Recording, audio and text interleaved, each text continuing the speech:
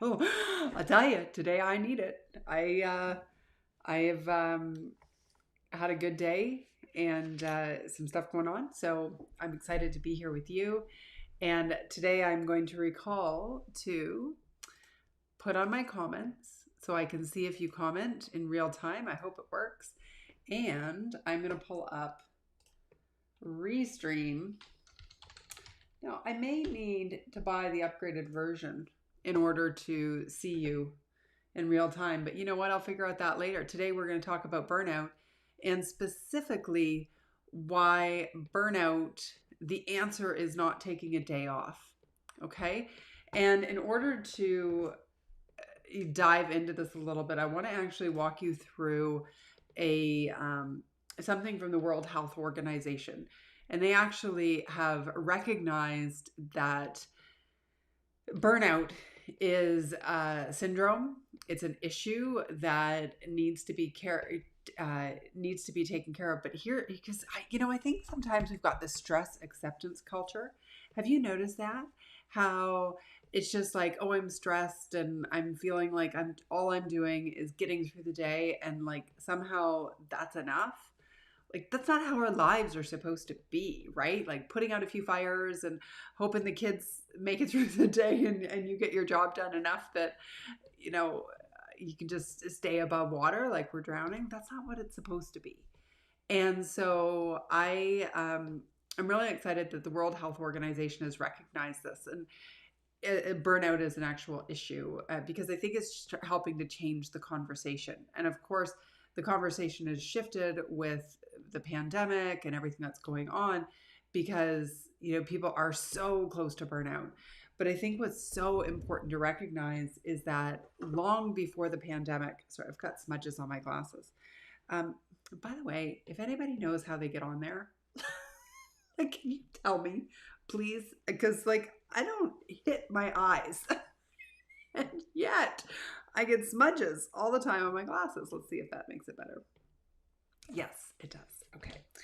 So the thing is that I think we were walking around like burned out zombies before the pandemic, and then the pandemic just sort of did this big highlight on how critical this is, and how being stressed will ultimately impact your productivity. It will impact your workplace culture, your retention levels, your profitability, your creativity and innovation and ability and objectivity to solve problems, right? Because when we're in the vortex of stress and we're just trying to get by the day and like like we're breathing like just enough, then we actually, all those other pieces of the puzzle are going to fall. So I love the fact that this conversation is coming out, but I think so too often we think of burnout as the person who didn't make it, who couldn't keep up, who didn't suck up the stress, right? And we see the person on burnout who the indication of that is I'm going on stress leave, I'm taking 3 months off, I'm just going to be on the couch and I'm not going to engage at all.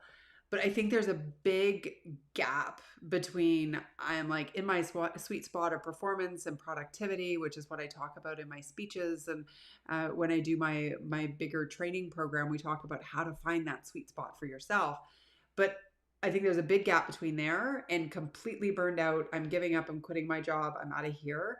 And there's like this other capacity drain where people are just kind of going along. And I think that is where we're at the biggest risk because, well, for obvious reasons, I just don't think it's a good way to live our lives. I mean, and I don't mean that from a judgmental perspective. I mean that from a legitimate, it's not sustainable perspective. By the way, if you are watching, feel free to send me a comment. I've got them over here so I can see any questions, any ideas, any thoughts you want to add to the conversation. I'm all ears and open to having that happen. So, looking at the actual syndrome, like chronic workplace stress that has not been successfully managed. And we're going to go even further into this just as I think about it. Like, I'm going to highlight a couple of the things. So, the three pieces. So, our perspective of burnout is that on the couch, I'm done. But really, it's about energy depletion and exhaustion. Hands up if you could feel that, right? And this is like from the workload, not because you have an autoimmune disorder like I have that, causes different types of exhaustion. So just one more layer, or because you have chronic neuropathic pain, also like I have, which also can exhaust you. But burnout from not being able to deal with all the workplace stress and the collaboration of home and work. Okay. Then there's the mental distance from one's job. And if as this starts to unfold, you know what it's like when somebody's checking out of their job? Like that's not good for team morale. It's not good for productivity, for innovation, for creativity, for problem solving, objectivity. I mean, the list goes on. Because when we start to check out, that's I think where the first well actually probably the exhaustion, but we just sort of go, oh, that's how come we're of course we're exhausted. But if you're like checking out of the job or you're in a business and you just don't feel hope, oh, that's not good. That's not good. That's not good for the business, not good for the team morale. And then the cynicism, I am the silver lining person, as you know. I can always find a silver lining. But if as soon as I start getting negative or cynical, I know that's the moment when I've got to like do my checks and balances and check in with the problem solving framework and everything else that I do. But also it's the piece of not doing as well of your job. So I wanted to bring that to light before I go into why I don't think time off is the answer, because we may not recognize that you or someone in your office or someone in your life is on the cusp of burnout because we think of it as that extreme situation, right? And I've been there. Like I remember I was burned out. My doctor was like, Alice, like I was just losing it. I was screaming and crying, ugly crying, right in the hospital with my doctor. And I was in so much pain and I was so done. And there were just like so many people had died at that point in my life. I had had so many injuries. My business was just up and down. And I was burned out like zombie land. So I know what that looks like. But I think, as I've already said, there's a big gap between here and there. And Greg, you've joined the conversation. Awesome to see you. I think over the past few years, the hustle culture has been glorified. Absolutely. I think we should actually talk about that, particularly on social media. It has really driven home the idea that if you don't work all the time, you'll miss out on the opportunities. Here, I'm going to bring that back and make it bigger so everybody can see. Oh, you know what I've done? Okay, hold on. How do I pull this forward? If I get rid of this. There we go. Now we can see it. We can all read it together. You'll miss out on opportunities. It sets an unrealistic bar and makes people feel that they are not enough. Bingo. And this hustle, it's really interesting because like I often think of the saying, if you're going through hell, keep on going. And they say, and I'm like, well, that's often a path to burnout. Other end. So like maybe you don't keep going there. Like maybe there's somewhere else for you to go. And so working through this, but what I think is really interesting about this is, I'm just going to go back to my camera. The reason, and this is a long prelude to say why today's topic area of why I don't think a day off is the answer, is because burnout is caused by the relationship we have to everything going on around us. So a day off, if you're blessed enough to have it, and if you are just like on the cusp of burnout and you decide that you're going to check out. So you're going to do a Netflix day or just work in the backyard or just like not talk to anybody and do it. The problem is that the next day you're going back into the same circumstances. And if you haven't fundamentally changed how you relate to the circumstances around you, you are still going to have the same sensation and the same, you're still on the same trajectory. So it's interesting because the hustle is you can only do it so long. And then my whole idea back in the day was I'd hustle, hustle, hustle, and then I'd just be done. And I'd turn off and I'd be like 2 days, 3 days, I'm out. And then I'd try again. But then it was this vicious cycle, vicious cycle. And what I want people to get to is where they can live their lives, not in the vicious cycle, but in the like sweet spot of performance and productivity where they're actually happy and content, even when all the shit show is going on around you. Like, that's the cool piece. When we can get you there, and a day off doesn't achieve that. I mean, it's important. You need to be able to take time off. In actual fact, if you haven't heard yet, I do have a new book called Take Back Your Weekends. Yes, I do.